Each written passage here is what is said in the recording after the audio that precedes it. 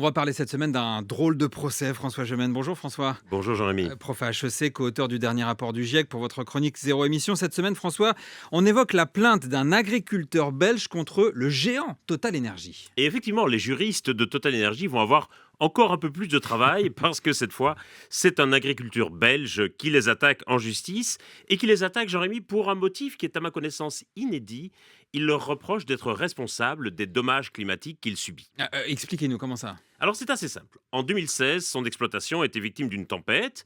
Et puis en 2018, 2020 et 2022, ce sont des sécheresses qui ont considérablement diminué les rendements de ses cultures.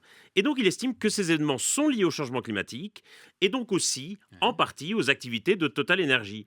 Et par conséquent, il estime que Total Energy est responsable de sa perte de revenus, d'où sa plainte. Attendez François, il n'attaque que Total Energy parce que, ok, Total Energy, énergie fossile, est responsable du changement climatique, mais pas de la totalité du réchauffement climatique. Alors là, justement, à mon avis, c'est un peu la faiblesse de sa plainte. Parce que pendant très longtemps, il était impossible d'établir un lien entre un événement climatique précis et le changement climatique. Ouais. Et désormais, c'est possible. C'est un grand progrès récent de la science du climat, qu'on appelle la science de l'attribution.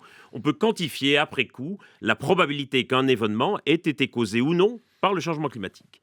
Mais par contre, il est impossible de montrer qu'un impact du changement climatique soit directement lié aux émissions d'une entreprise ou d'un pays spécifique, parce qu'évidemment, les émissions, elles se mélangent dans l'atmosphère. Et donc, j'imagine qu'il attaque Total Energy parce que l'entreprise fait évidemment figure de symbole, mais c'est vrai qu'il aurait pu en attaquer d'autres.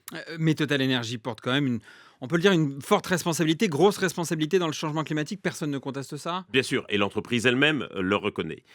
Mais ce qui rend ce cas intéressant, particulier, c'est le lien qui est fait entre l'activité de l'entreprise et certains impacts précis du changement climatique. Parce qu'il y a déjà beaucoup de contentieux climatiques dans le monde. L'ONU, à la fin de l'année 2022, en recensait 2180.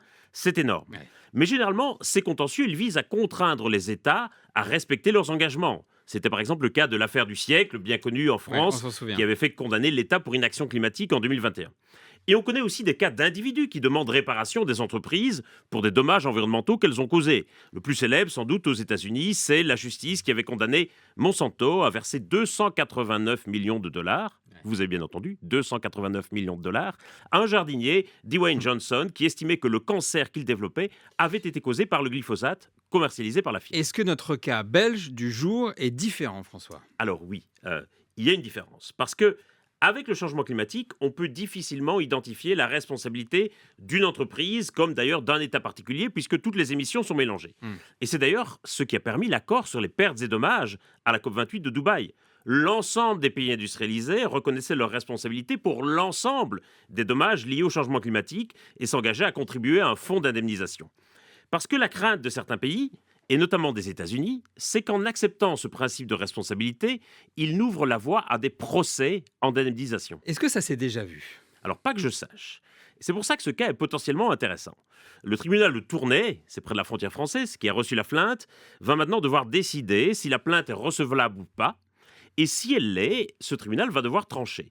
Et ce sont évidemment des décisions qui risquent d'avoir un lourd impact, notamment sur les questions de pertes et dommages dans les négociations internationales sur le climat. Vous voulez dire qu'on pourrait imaginer que les États s'attaquent en justice pour réclamer des indemnisations? Alors ça s'est déjà vu. Au début des années 2000, le petit archipel de Tuvalu, dans le Pacifique Sud, avait attaqué les États-Unis et l'Australie devant la Cour de justice internationale parce qu'il leur reprochait de violer son intégrité territoriale. Violer son intégrité territoriale?